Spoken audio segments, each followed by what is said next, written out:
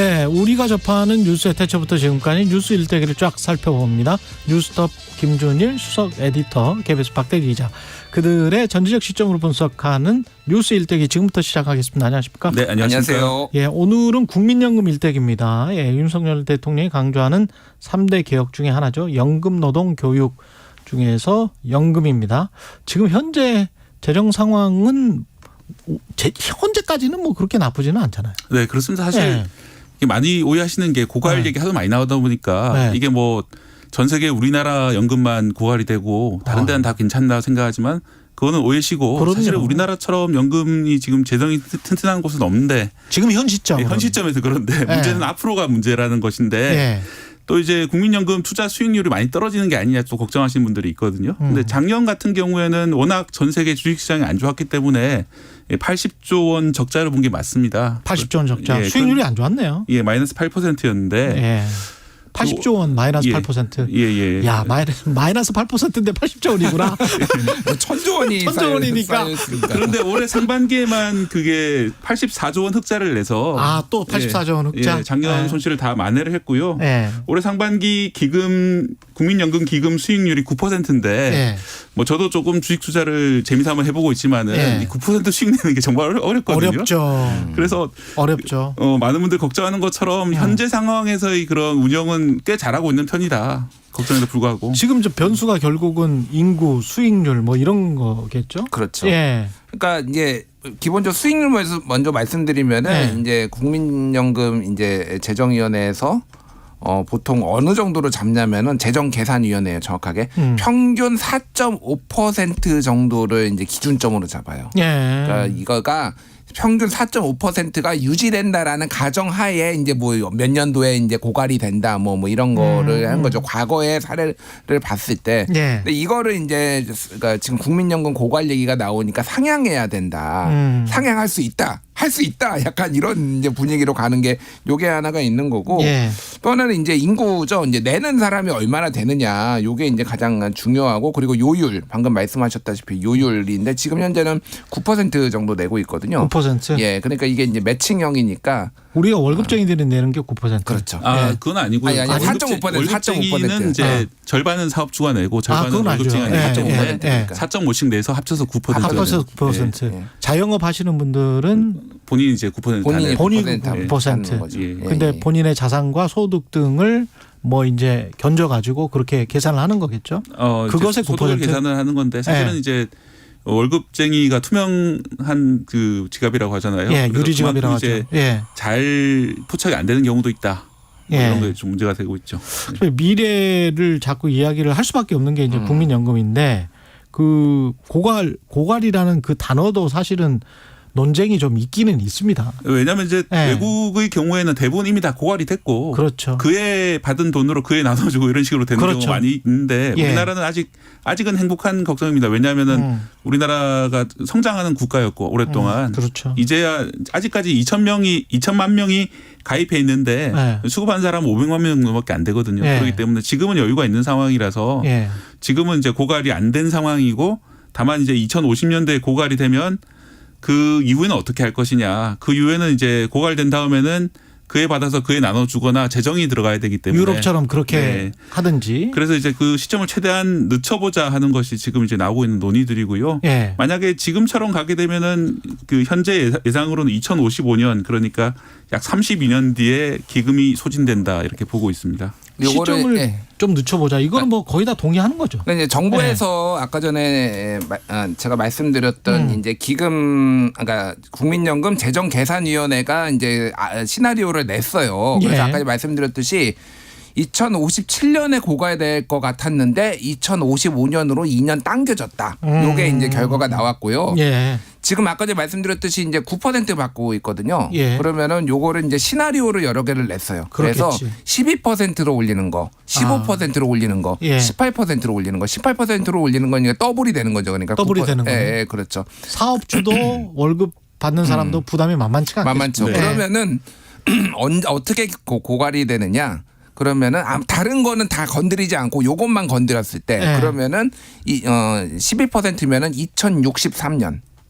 그러니까 2064년. 50이니까 8년이 늦춰지는 거예요. 그리고 15%로 올리면은 2071년. 그러니까 이거는 16년인가요? 예. 16년이 늦춰지는 거고 18%로 2배로 올리면은 2082년. 그러니까 한 27년인가요? 요 정도 늦춰지는 거예요. 예. 그러니까 이런 시나리오가 있는데 그렇게 올려도 이제 이게 또 늦춰진다. 그러니까 언젠가는 고갈이 된다라는 거고 그래가지고 지금 얘기가 나오는 게 수급 연령을 더 늦춰야 된다. 지금은 2033년에 이제 65세로 점점 상향하고 있었거든요. 예. 이미 그 예전에 이제 한번 국민연금 개혁을 해가지고 지금은 63세가 받나요? 네. 현재는 63세가 받고 2033년에 65세가 받기 시작해요. 그래 그 이후에는 계속 65세가 받는데 이거를 66세, 67세, 68세로 올리면은 요것도 한 2년, 3년, 4년 요 정도 이제 늦출 수 있다. 뭐 요 안까지 나와요. 그래서 사실은 이게 저는 되게 무책임하다고 느꼈는데 재정계산위원회에서 이런 시나리오를 다 했잖아요. 그렇죠. 이런 게 있어. 그리고 네. 시나리오 경우의 수만 18개예요. 18개. 아까 얘기해 왜냐면은 그 국민연금의 수익률을 지금 4.5%로 잡았는데 전제를 해놓고 이거를 5%나 5.5%로 올리면 더 늦춰질 수 있다. 여기에다가 당연하죠, 수급 그거는. 연령 그리고 예. 이렇게 지금 요율 이것까지 다 이제 뭐 복잡하게 하면은 그렇죠. 18개가 있는데 나는 모르겠고 니들이 한번 골라봐. 이런 완전 아니 그거는 당연하지. 아니 근데 그거는. 아니죠. 근데 네. 보통은 이런 시나리오가 있는데 그래도 지금의 요 경제 상황을 봤을 때는 요런 게 요렇게 조합을 하는 게 좋습니다라고까지는 저는 해주는 해줘야 게 된다. 맞는데 완전 무책임했어 이번에는 진짜 역대급으로. 예. 열몇 개라고요? 18개죠. 그러니까 3, 3, 2 해가지고 18개가 나온 거예요. 그러니까. 그러네. 그 말도 맞네. 왜냐하면 지난번에 박근혜 정부 때 할 때 그 책을 제가 본 적이 있는데 그 시나리오 관련된 책을 그때 한 3개가 나왔었던 것 같거든요. 그 정도에서 이제 국회나 정부가 네. 국민들과 잘 협상을 해봐. 뭐 이런 정도는 할 수가 있겠죠. 18개 가지고 그중에서 좀 좁히겠지. 뭐 하여간 모르겠습니다.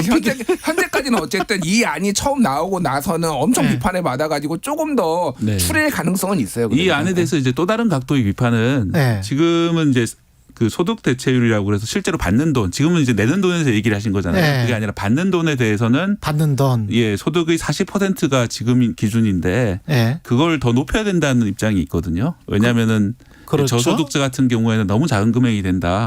나이 들면 이제 아픈 데도 많고 이런데. 그러니까 10년 이상 내왔으면 지금 국민연금 수급을 받을 수 있는 대상이 되는 거 아니에요, 네, 그죠? 그런데 네. 우리나라의 노인 빈곤율이 그 OECD 국가 중에서는 압도적으로 높은 편이기 때문에 그렇죠. 그 문제 해결을 위해서 이 40%인 그 대체율을 50% 정도 올려야 된다는 입장도 있거든요. 그렇죠. 근데 문제는 이 입장이 따르게 되면은 이 고갈 연도가 훨씬 더 앞당겨질 텐데 네. 이런 부분도 이번 보고서에 이제 포함이 돼야 된다. 그러니까 이제 50%로 올리는 대안도 포함을 시켜서 이제 결국 정책 결정자들이 선택할 수 있도록 하자는 입장이 있었는데 네. 그게 받아들이지 않으면서 이 소득 대체율을 올리자고 했던 입장의 교수님들 두 분이 이제 사퇴하는 그런 일까지 벌어졌습니다. 그렇군요. 이게 지금 소득 재분배 기능도 좀 있는 거 아니에요, 국민연금에? 그렇죠. 소득 예. 재분배 기능이 있는 거는 맞는데 예. 왜냐하면은 소위 말해서 이제 소득이 많은 사람들이 많이 더 내지만. 많이 내지만은 예. 그만큼 받지는 않는다라는 예. 거예요. 그리고 적게 낸 사람들이 덜 내지만은 낸 거보다는 조금 좀 더 더 받는다라는 건데 국민연금 가입한 사람들을 비교해서 예, 그렇습니다. 맞습니다. 그런데 이제 예. 국민연금 요 방식에 대해서도 사실은 전문가들 사이에는 이견이 있어요. 왜 아. 그러냐면은 예를 들면 이런 겁니다. 이거는 가입 기간이 40년이 넘으면은 온전하게 다 받거든요. 그렇죠. 자, 그런데 이 40년을 다 낼 수 있는 사람이 몇 명이나 얼마나 되느냐. 되느냐. 오히려 안정적이고 이를테면 일찍부터 임의 가입을 할 수가 있어요. 뭐 내가 내 대상자가 아님에도 불구하고 소득이 그렇지. 없는 가정주부 맞아. 예를 들면 취업을 안 했는데 근데 맞아. 이거를 대신 그러니까 내는 겁니다. 미리. 근데 그런 거를 낼 수 있는 사람은 그 집 자체가 살만한 거예요. 그러니까.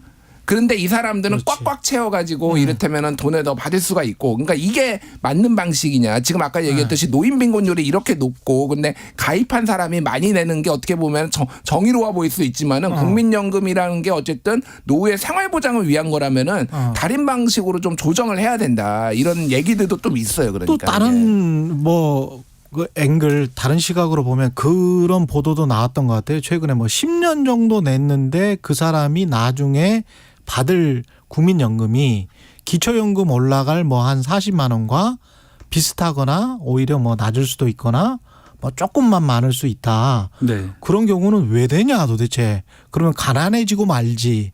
뭐 이렇게 이제 주장하시는 분들도 있는 것 같고. 근데 이제 한편으로는 그 사적 보험들 그 보험회사들이 자꾸 이걸 또 뭐 부채질하는 여론을 부채질하는 국민연금 뭐 해봐야 뭐 소용없어요. 뭐 이런 식으로 또 몰고 가는 그런 여론전도 있기 때문에 그러니까 판단하기가 그 어려운 부분인데 예. 일단은 한국이 아까 전에 박대 기자 얘기했듯이 소득 대체율이 낮아요. 그러니까 예. 예를 들면은 40%라고 하면은 내가 100만 원의 소득이 있었을 때 요거를 40만 원은 나중에 노후에 받을 수 있다라는 그렇죠. 얘기거든요. 근데 외국 같은 경우에는 이게 60% 뭐 예. 이 정도에서 많으면 70% 80%까지 있거든요. 그러니까 이거의 소득 대체율이 낮으니까 그런 사적 보험, 연금 이런 것들에 이제 시장이 우리나라가 활성화된 부분이 있어요. 근데 이거 좀 어려운 건데 소득 대체율을 올리려면 아까 전에 얘기했듯이 그러니까 요 보험 요율이 많이 뛰어야 되는 거예요. 그러니까 12%가 아니라 아까 얘기했듯이 더블 뭐 18% 정도까지 올리고 소득 대체율을 55%로 올리고 막 이런 작업들이 이제 사람들한테 잘 설득이 될 수 있느냐 이제 이게 어려운 부분인 거죠. 그러니까 이게 이제 이 문제 또 관련해서 좀 세대 간 갈등 양상도 좀 있거든요. 그것도 있지. 예, 그래서 그것도 지금 있죠. 젊은 사람들은 과연 나중에 고갈되고 나면 나는 제대로 받을 수 있겠느냐 그렇지. 걱정이 있는데 일단은 외국의 경우를 보면은 그게 이제 고갈로 인해서 연금이 아예 끊기는 경우는 없습니다. 뭐 지급률을 더 낮추고 이런 문제로 이제 사회적 갈등이 벌어지는 경우는 있지만은 그렇죠. 그렇기 때문에 못 받게 될 것이다 이런 걱정은 약간 좀 너무 큰 걱정이라고 생각이 드는데요. 근데 국민연금 기금이 네. 소진된다고 하더라도 분명히 세금으로 네. 다시 그 줄 거기 때문에 그거는 걱정할 필요 없다. 다만 이제 그 젊은 세대가 그런 걱정을 할 수밖에 없는 게 우리나라 인구 구조를 보면은 갈수록 너무나 작아지잖아요. 그렇죠. 그래서 결국은 이제 인구 문제를 다들 걱정을 안 하시는 것 같은데 그렇죠. 미래에 터질 문제라고. 예. 지금 전혀 해결이 안 되고 0.7까지 내려갔잖아요. 학계 그렇습니다. 출산율이. 예. 아마 더 내려갈 수도 있을 것 같은데 이게 이제 국민연금의 가장 큰 문제는 결국 이 인구 소멸 문제가 제일 큰 문제로 지금 다가오고 있는 것 같습니다. 방금 전에 읽은 어디 네. 기사에서 보니까 이탈리아 같은 경우도 한 2300년 정도 되면 이탈리아가 없어지더라고요. 예. 그때는 또 뭐 새로운 나라가 생기겠죠. 네. 이거 프랑스 사례를 말씀드릴게요. 프랑스가 연금 개혁한다고 엄청 시끄러웠었잖아요. 내용이 뭐였냐면은 프랑스도 정년 연장이었어요. 현재는 62세가 지금 받거든요. 그거를 2027년에는 63세 그리고 2030년에는 64세로 올리는 거예요. 우리나라는 이미 65세가 받습니다. 그리고 아직은 아니죠. 이제 65세로 점진적으로 되는 거고. 그리고 연금을 100% 수령하기 위해서도 42년에서 43년으로 1년을 늘렸고요. 그리고 연금 수령액을 대신에 1,015유로에서 1,200유로로 대략 142만 원에서 168만 원으로 높였어요. 그러니까 돈도 더 줄 테니까 조금 더 늦게 받고 좀 더 많이 내 요거거든요. 그렇죠. 이것도 강력한 저항이 있어가지고 뭐 이제 난리가 났는데, 그렇죠. 그러니까 지금 아까 전에 얘기했듯이 지금 나오는 얘기들은 더 주겠다는 얘기는 없는 거예요. 그리고 너희한테 더 내라. 더 오래 내라 이런 얘기들만 나오고 있으니까 이게 지금 세대 갈등으로 빚어질 가능성이 있으니까 그렇죠. 더 줄 것도 폭넓게 좀 얘기를 해봐야 되지 않느냐 이게 설득이 되려면은 그럼에도 불구하고 빨리 국민적 합의를 하는 게 연금 개혁의 취지에도 맞고 네. 그래야 뭐 우리가 편안하게 뭐 생산성도 높이고 열심히 한번 해서 뭐 연금도 나중에 받을 수 있고 편안하게 살 수 있을 거야. 뭐 예 그런 나라로 가야 되는 거는 맞잖아요. 그거 하나만 더 말씀드리면 예. 문재인 정부가 굉장히 비겁했다. 예. 안 했어요 연금 맞아요. 개혁. 그래서 굉장히 비겁했고 예. 저는 윤석열 정부가 이거 해내면은 그래서 사회적 합의를 이끌어낼 수 있다라면은 다른 거는 다 비판하지만 이거 하나는 칭찬하겠습니다. 제가. 맞아요. 예, 맞아요. 이 문제하고 그 에너지 문제를 어떻게든 탄소 중립을 하면서도 이거 하고 그 두 가지가 굉장히 큰 일이긴 합니다. 박대기 기자 추가할 이야기 있을까요? 이게 결국은 이제 어떻게 보면 직장인들 투명한 유리지갑에서 많이 기대고 있는데 그게 아니라 어떤 자산에 대해서도 뭔가 좀 이게 좀 장기적인 과제이긴 합니다만 그것도 있어요. 또 이제 또 자영업 하는 분들이랄지 아니면 이제 재산을 물려받는 분들도 많이 그렇지. 계시니까요. 예. 알겠습니다. 뭐 남들만 보면 계속 배가 아프지. 뭐. 우리는 우리 낼 거 잘 내고 성실하게 합시다. 예. 오늘 말씀 감사드리고요. 뉴스톱 김준일 수석 에디터, KBS 박대기 기자였습니다. 고맙습니다. 감사합니다. KBS 1라디오 최경영의 최강시사 듣고 계신 지금 시각은 8시 45분입니다. 이 시각 출근길 교통정보입니다. 출근길 사고 구간이 많습니다. 서울 시내 올림픽대로 하남 쪽으로 성산대교 부근 4차로에서는 사고가 나면서 행주대교